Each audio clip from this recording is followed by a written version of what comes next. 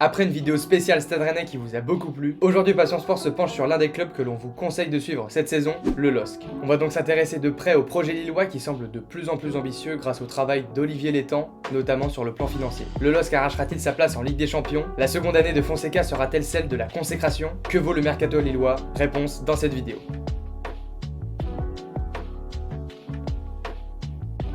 Avant de commencer la vidéo, Passion Sport s'associe à Royalties désormais. Si vous souhaitez investir dans vos sportifs préférés et nous soutenir, vous pouvez cliquer sur le lien dans notre description et vous gagnerez un talent gratuit si vous déposez la somme de 15 € et réalisez un premier trade. Passons tout de suite à la vidéo. Les Dogs ont terminé 5ème de Ligue 1 la saison dernière en laissant leurs supporters avec de grands regrets au vu de la qualité de jeu proposé et des occasions manquées qui ont marqué la saison lilloise. En effet, Paulo Fonseca a amené un jeu offensif attractif basé sur une grosse possession de balle, mais les Lillois ont manqué de réussite en touchant à 15 reprises les montants durant la saison et avec des statistiques d'expected goals très élevées. Le coach portugais n'est pas passé inaperçu et malgré les avances de certains clubs comme l'OM, il a choisi de rester au LOSC pour développer un projet sur le long terme. Et cette décision a permis au club de convaincre certains joueurs de rejoindre le projet cet été. Le club a donc réussi à garder des joueurs importants qui ont performé durant la saison dernière. On pense par exemple à Rémi Cabella qui a régalé les supporters la saison passée et à Jonathan David, auteur d'un exercice 2022-2023 excellent avec 24 réalisations. Le but de ce mercato était donc de renforcer l'effectif en intégrant des joueurs qui collent au style de l'équipe, c'est-à-dire des joueurs plus techniques balle au pied mais aussi décisifs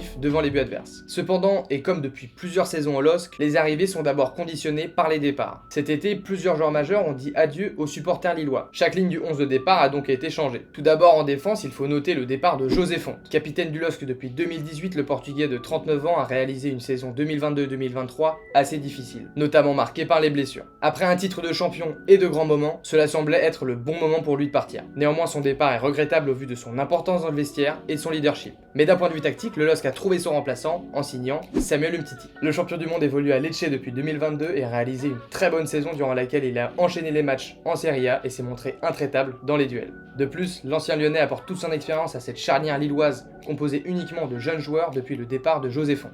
Mais bon, il faut rester prudent avec le Big Sam qui est un joueur assez fragile et qui a disputé peu de matchs en 5 ans, mais avec l'absence de Diallo jusqu'en novembre, on pense que Umtiti peut faire beaucoup de bien à cette défense. Timothy Weah a également quitté le Nord cet été pour rejoindre la Juventus de Turin contre 12 millions d'euros. Weah évolue au poste de piston droit la saison passée lorsque Diakité était absent, et pour le suppléer, le staff lillois a misé sur un jeune portugais de 20 ans, Thiago Santos. Il serait un latéral à vocation offensive, très à l'aise balle au pied. Le LOSC a payé 6,5 millions d'euros pour s'adjuger les services de ce jeune portugais prometteur qui a été élu meilleur lillois contre Nice. Au milieu de terrain, Lille a beaucoup perdu, notamment avec le départ d'André Gomes, auteur d'une saison très convaincante dans le Nord. Le portugais repart donc à Everton car le club ne possède pas les moyens pour lever son option d'achat et payer son indemnité salariale très élevée. Son remplaçant a lui aussi été trouvé, il se nomme Ignacio Miramon. La jeune pépite argentine viendra renforcer le milieu lillois en apportant sa touche technique et son volume de jeu important. Ses caractéristiques ressemblent un petit peu à celles d'André Gomes et le LOSC espère donc retrouver chez Miramon les mêmes qualités que chez le portugais. Enfin, c'est devant que cela a le plus bougé au LOSC. Tout d'abord, Lille s'est positionné très tôt sur un espoir islandais de 20 ans, Haraldsson évoluant au poste de milieu offensif et sur l'aile gauche. Le FC Copenhague a accepté de se séparer de son joueur contre 15 millions d'euros. Le jeune Islandais intègre donc l'effectif en tant que remplaçant de Bamba. Ce départ de Bamba, autre cadre du vestiaire, du côté du Celta Vigo, semble également intelligent puisque l'ailier est resté sur 2 saisons assez décevantes sur le plan individuel. Pour avoir plus de marge de manœuvre dans l'utilisation d'Haraldsson, Fonseca a également souhaité l'arrivée de Cavaleiro, ailier gauche de Fulham qui peut apporter beaucoup d'explosivité sur le côté gauche. La concurrence risque donc d'être très dure pour les places de titulaires en attaque, avec 8 joueurs pour 4 places, et cela sera sûrement bénéfique pour pousser les joueurs à performer au plus haut niveau. L'entraîneur portugais souhaite encore l'arrivée d'un milieu de terrain et d'un numéro 9 comme doublure de David, le coach ne comptant plus sur Bayo. Néanmoins, le LOSC semble avoir comblé le départ de ses joueurs importants en signant des espoirs prometteurs comme Thiago Santos ou Haraldsson, mais aussi des joueurs expérimentés comme Umtiti ou Cavaleiro. De plus, la direction du LOSC affiche un projet cohérent en misant sur les jeunes de la formation, un point crucial pour Olivier Létang, qui est dans la continuité de son passage à Rennes. D'ailleurs, cette saison pourrait bien être celle de la confirmation pour les joueurs issus du centre de formation comme Yoro, Baleba ou Chevalier. L'apport de la formation est complété par un mercato intelligent symbolisé par les arrivées d'André Gomes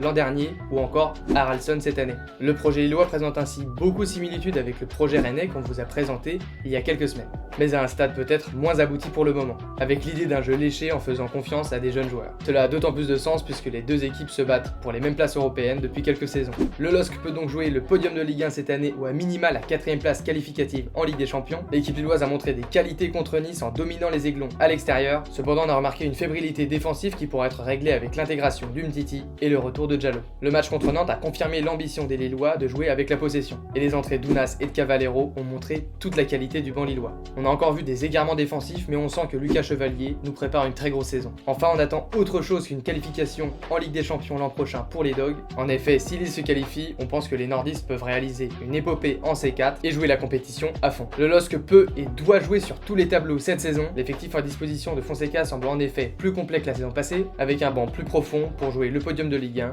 et la C4. Passion Sport voit donc le LOSC devant Lens, Nice et Lyon dans la hiérarchie, et on attend surtout du beau jeu de la part des hommes de Fonseca. Donc ne manquez pas les matchs des Dogs cette saison, ça promet d'être passionnant. La vidéo touche maintenant à sa fin, si elle vous a plu, pensez à la liker et à vous abonner. On se retrouve très vite pour de prochaines vidéos, c'était Danny pour Passion Sport, ciao.